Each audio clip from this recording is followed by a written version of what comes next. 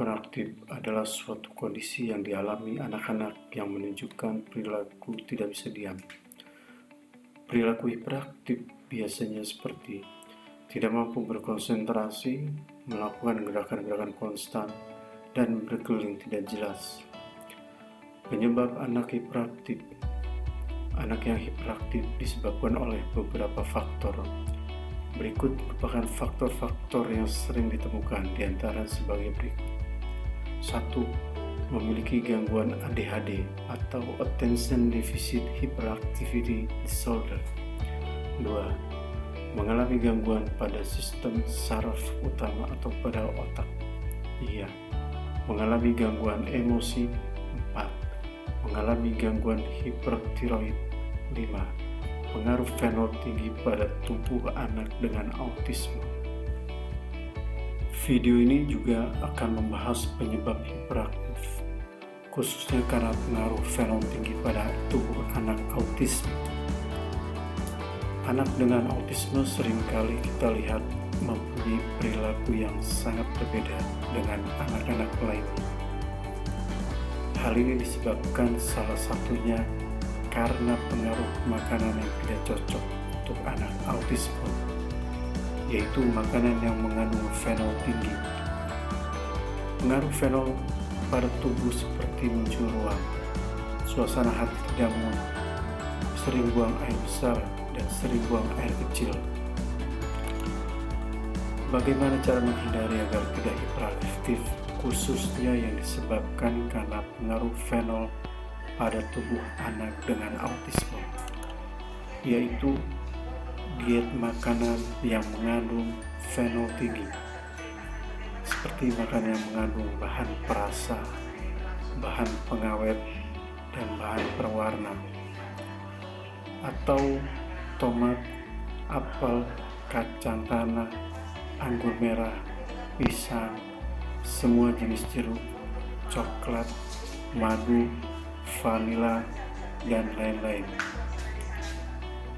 Makanan dengan fenol rendah dapat dikonsumsi asalkan dimonitoring perilaku anak setelah makan makanan yang mengandung fenol rendah, bisa 1 hari atau 2 hari. Makanan dengan fenol rendah seperti buah pir, delima, makanan seperti rebung, kubis, seledri, daging sapi, telur, ikan, unggas, dan lain-lain. Buat daftar menu makan tiap minggunya, lalu direview tiap harinya.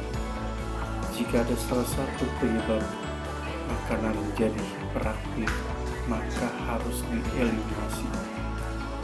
Berikut contoh tabel monitoring untuk hasil makanan dengan fenol rendah.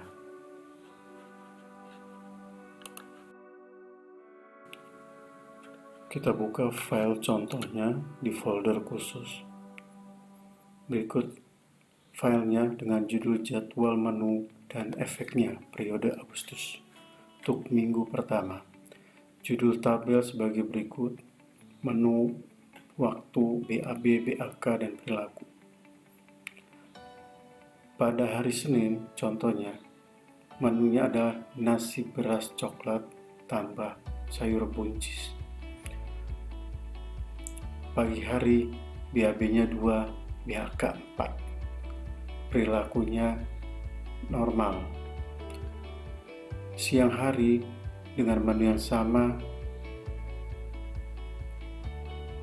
tidak ada BAB, BAK-nya 6.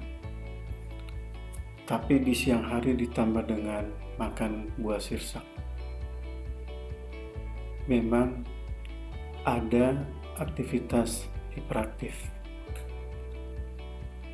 tetapi perlu dicek juga kadar minum airnya dalam 1 hari tersebut. Berikutnya untuk sore sampai malam hari dengan masih menu yang sama, cek BAK-nya hanya 4 dan tidak ada hiperaktif. Pada hari Selasa dengan nasi beras coklat tambah sayur ayam kampung.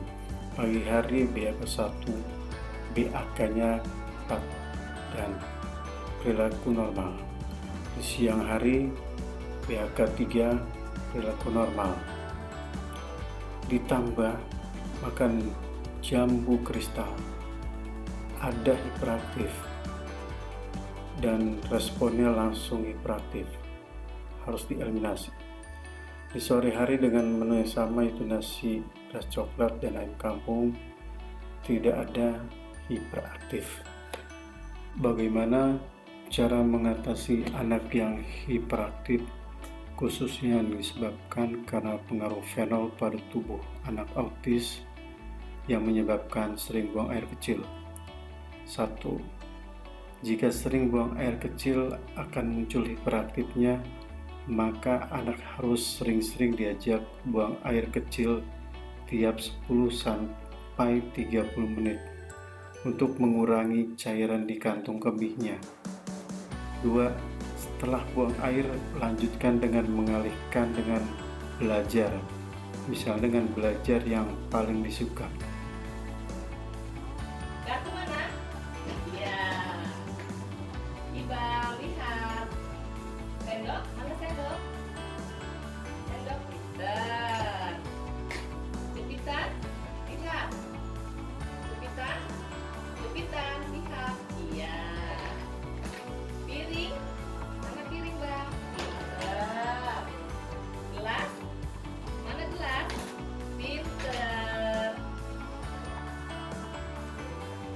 Jadi, untuk anak dengan autisme sebaiknya dilakukan diet yang ketat.